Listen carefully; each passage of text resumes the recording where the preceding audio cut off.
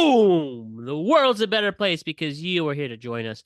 My name is Matt Brown, and I am the host of the Productive Conversations podcast. It's a Friday, feel good summer Friday, August 1st, 2025.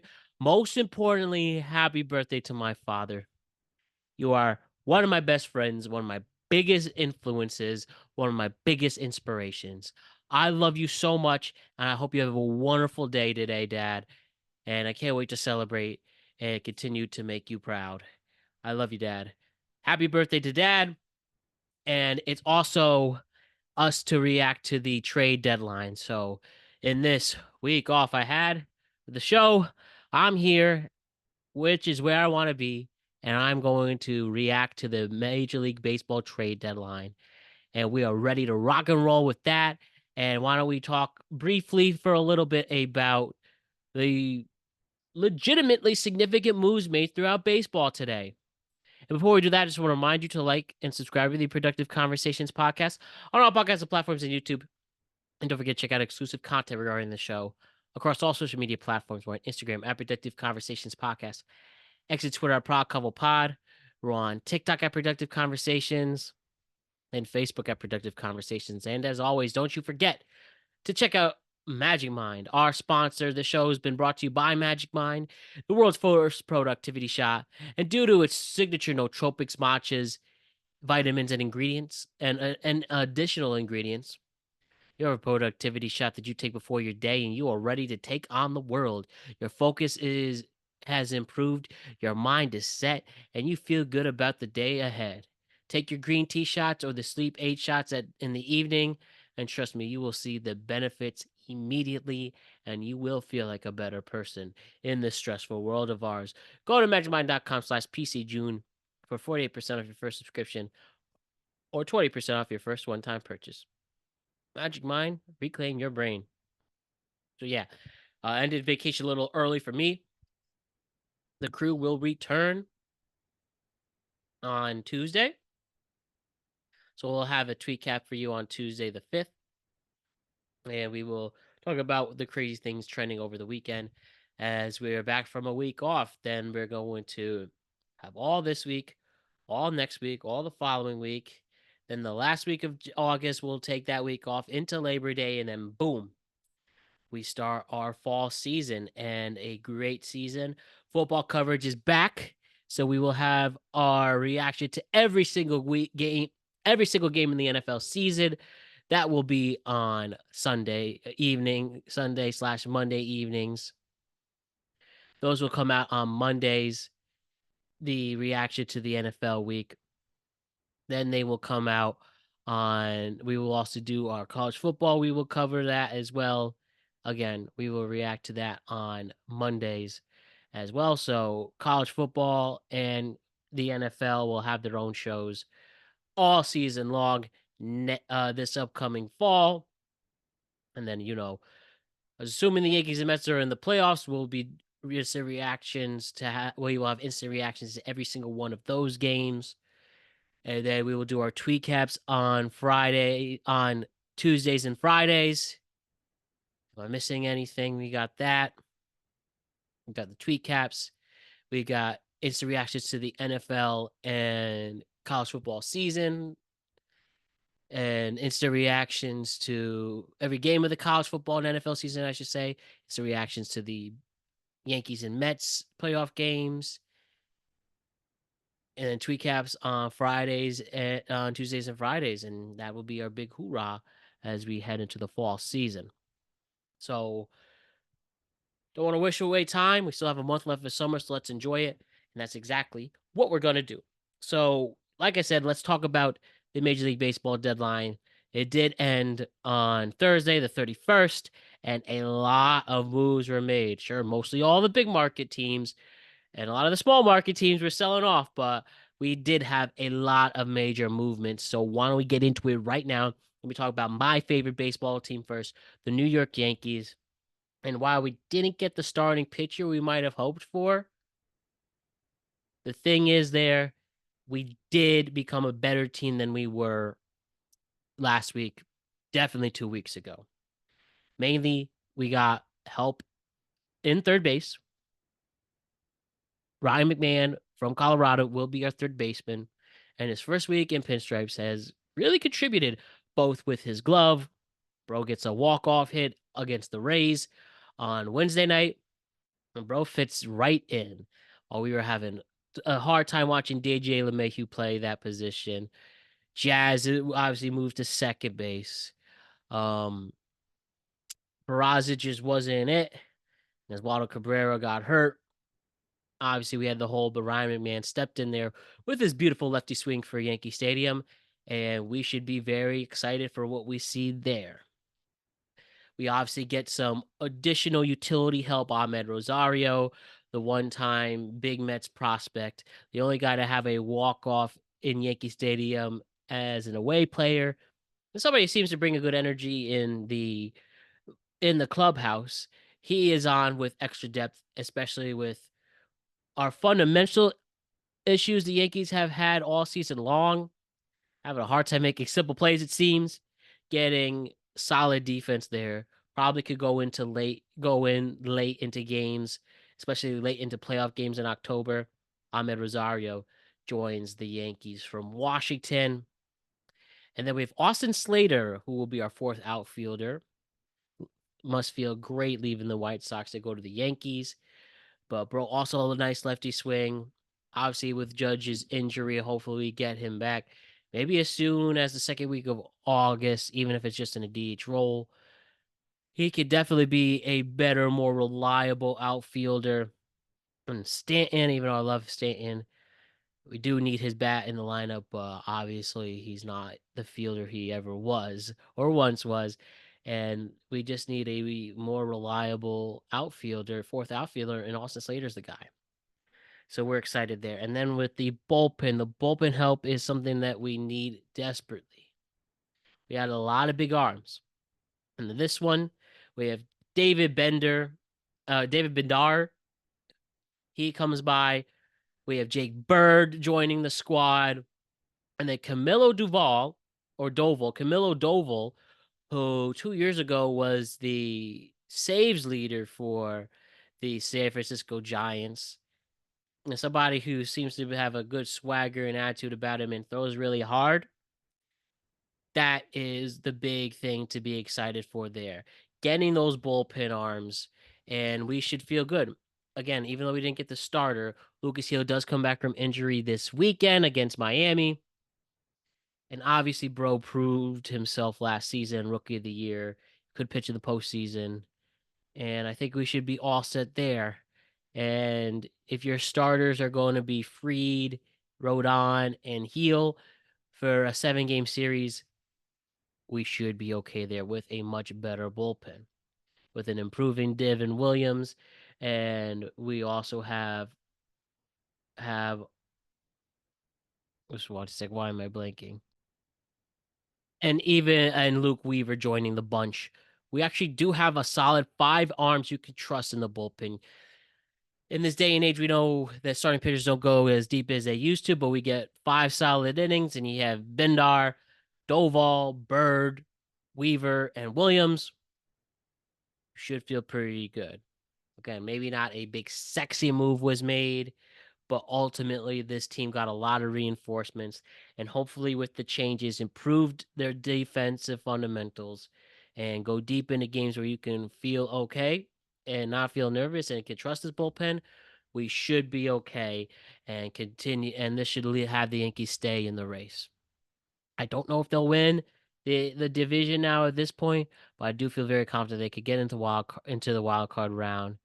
When that steep 3-game series, I don't believe since the playoffs expanded, the Yankees have had to play a 3-game series. They always had byes and won the division since they started this back in 2022. Yeah, 22 won the division, didn't make it in 23, won the division in 24, now 25. And I feel good about that there. And hopefully, anything can happen in the next 2 months. You want to win the division ultimately, but for now, you could feel Cashman did his job. I guess it'd be like a B plus there. We had to grade this trade deadline, and that's good. Let's do good. let's do good. We need this. And I do think we have the arms we need to stay into games. And as for the New York Mets, who I actually think, and I'll go on the record here, I actually think they're going to win the National League. I actually think now, especially these moves they made, they also added bullpen arms. Arguably, they added better bullpen arms than the Yankees did. First, you have Tyler Rogers, one of the best relievers in the entire game, the submarine pitcher from San Francisco. He joins the squad. Ryan Helsey from the Cardinals, who's always been a major deal in baseball and been a great back end reliever for St. Louis. He joins the Mets. Gregory Soto, who we've seen already, the lefty specialist who can throw hard, knows how to change speeds, and is pretty good against left-handed hitting as well. The Mets really bolstered their bullpen, and I think now as long as they've improved their hitting, Lindor can get back in a groove and Alonso get back in a groove, and Soto stays as the Soto we're used to seeing. I think the Mets are going to be dangerous, so watch out for them. And they added they improved their outfield depth as well, putting Cedric Mullins in there, who at one point was going to be a star. Maybe that star dwindled a little, but he's still a solid baseball player with still plenty of time left in his career. And Bro's going to make some insane plays. Bro's going to track balls that look almost impossible, but with his intense speed, he will be making the plays out there. And though his arm might not be a gunslinger like an Aaron Judge or anything like that, they are in a really, really good place. I think the Mets are going to be quite. I think the Mets are really going to be a problem going into the postseason. And again, similar as the Yankees, though they didn't get a starting pitcher, and they needed a starting pitcher more than anybody in the National League. I think now you have a bullpen that really can make a name for themselves as long as things go well. I mean, all you really have is Senga, and if he could stay healthy, Manaev, he could stay healthy. Clay Holmes looks like he's going to the bullpen. David Peterson, the all-star, he could go deep into games, but that's really it. But I think now that they have one of the best, if not the best, bullpens in all of baseball, they really got some big deal arms out of it. And sure, some people may have felt they've given up a haul for some of them, especially for the Tyler Rogers deal, which at the moment is just a rental. The Mets really have something to look out for. Just some other things to talk about that sticks. The Padres, the San Diego Padres, even though they gave up their number one prospect in the Mason Miller deal, the big trophy reliever that everybody was gunning for. It took a team to give up their number one prospect for him, but the Padres are going to be really aggressive here, bringing in Mason Miller, bringing in J.P. Sears, Ryan O'Hearn, Roman Laureano, Freddie Fermin, Nestor Cortez, Will Wagner. The Padres all over their pen are going to be a problem and one to watch out for. They just swept the Mets with no problem. They have such a great team offensively, and now that they almost changed their pitching staff overnight to some really solid players, Padres are going for it all. And I know some people felt like they have underachieved. They've had such great rosters, but can't even get to the NLCS. Now they are going to be a problem. Watch out for San Diego moving forward. We have the Astros. I like to call them the cheating Astros, still as a, bitter Yankee fan, but they bring back Carlos Correa. They had a major injury. They lost their third baseman to a season-ending injury.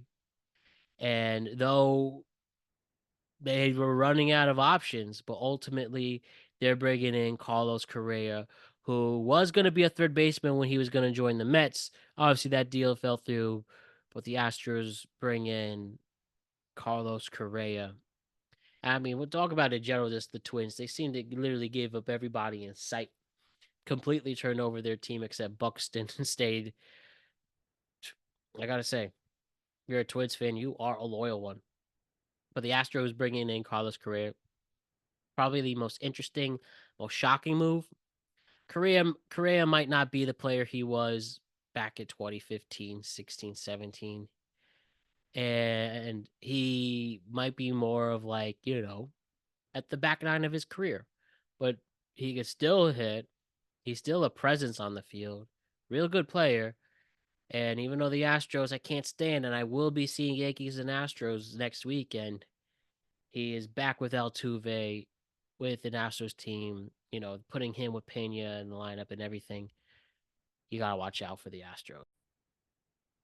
Eugenio Suarez, who was supposed to be one of the big prizes during the trade deadline. Cincinnati winds up trading him to the team that dumped him for a salary back in 2023. Eugenio Suarez is back in Seattle, creating a great power surge with Cal Raleigh. And I would watch out for the Seattle Mariners too, what they could provide. They got some solid pitching. They got pretty good bullpen. Their starters are pretty good. And now you add Eugenio Suarez, arguably a better player than the player that he was dumped for back 2 years ago. And now that's one to really watch out for, I would say. And they also add Josh Naylor to the bunch. Sorry, and they also add Josh Naylor to the bunch playing first base. Seattle added some power. They have some great contact hitters. Now they got some power with Naylor and I just said his name. With Naylor and Suarez. Put him with Cal Raleigh. That is a pretty scary 3-4-5. A scary 3-4-5 in the lineup. So pay attention to them. The Blue Jays adding to their bunch. Shane Bieber, who at one point was one of the best arms in the game, he gets hurt, gets Tommy John surgery, has recovered. Now he's joining the staff in Toronto, and Toronto is a team that is leading the AL East, a team you do not want to mess with.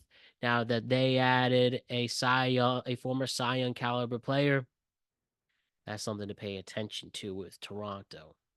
The Phillies, they get Johan Duran with one of the coolest bullpen entrances in the game of baseball, one of the best closers in the game. He joins the Phillies with Harrison Bader, and the Phillies lost a very difficult series against the Mets. They almost swept the Yankees. They've been playing good all year. And now that they have one of the best closers in the game, watch out for what Philly can do. And then the Tigers, even though the Tigers gone through a very bad skin coming out of the All-Star game, they wind up adding some important arms to their pen as well. Kyle Finnegan and Paul Sewald is somebody to improve their luck. Luckily, they're still in it in a weak division that includes the Twins, that includes the Twins and Guardians, that they can now stay competitive. And the Tigers, I do think, will turn it around. Ultimately, my winners of this trade deadline, the Mariners wound up winning, obviously getting their big power bats. The Astros get Correa back. The Mets with the bullpenning, perfectly getting exactly what they needed. Better arms in the bullpen and a solid center fielder. With the Padres adding basically a brand new bullpen overnight, a brand new pitching staff overnight. And the Phillies too, with getting Duran. That's a big, big deal. And then again, the Twins pretty much sold everybody worthwhile except Buxton. They're actually the loser in coming into the trade deadline. But yeah, and then just thinking about just teams that didn't really make moves. The Dodgers didn't make too many moves. They added a couple utility players, but nothing of significant. They sent Dustin May out to Boston. The Brewers, best team in baseball, didn't really add much to their repertoire. I thought that was interesting to see because obviously they had the most heartbreaking out of everybody who had heartbreaking losses, especially the elimination, just 1 out away from going into the division round. Then Pete Alonso's home run, and we know what happened there. And I think there's somebody to watch out and pay attention to there. The Brewers not adding anybody was an interesting take. Very, very interesting. But yeah, ultimately, I think this was a solid deadline. Baseball has been really hot lately.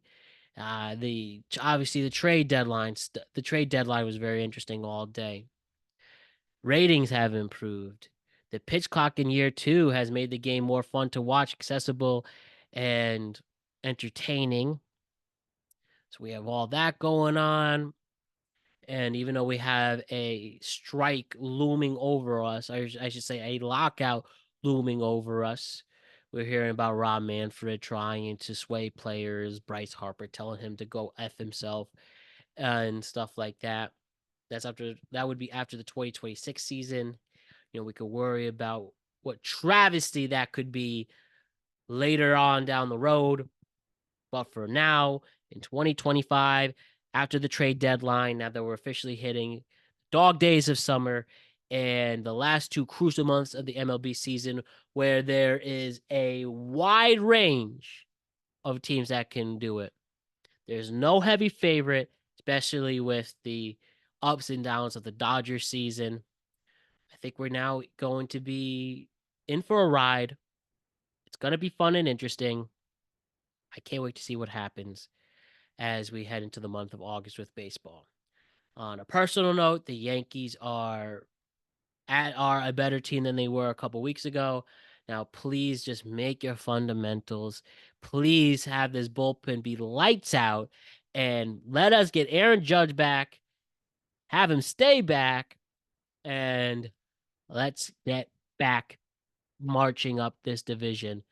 And I think there could be a chance ultimately that they can get back into first, as long as this bullpen especially keeps the runs down. But I'm excited. It's good. Baseball's in a good place. Let's keep the popularity going so that we don't have a stupid lockout over a stupid salary cap. But until then, my name is Matt Brown. I am the host of the Productive Conversations podcast. Everybody's back together on Tuesday. We'll see you then. All the love. Have a wonderful weekend. Stay cool out there. And welcome to August. Once again, happy birthday, Dad. Love you. All right. And I love you, the greatest listeners and fans in the world. I will see you on Tuesday. Peace.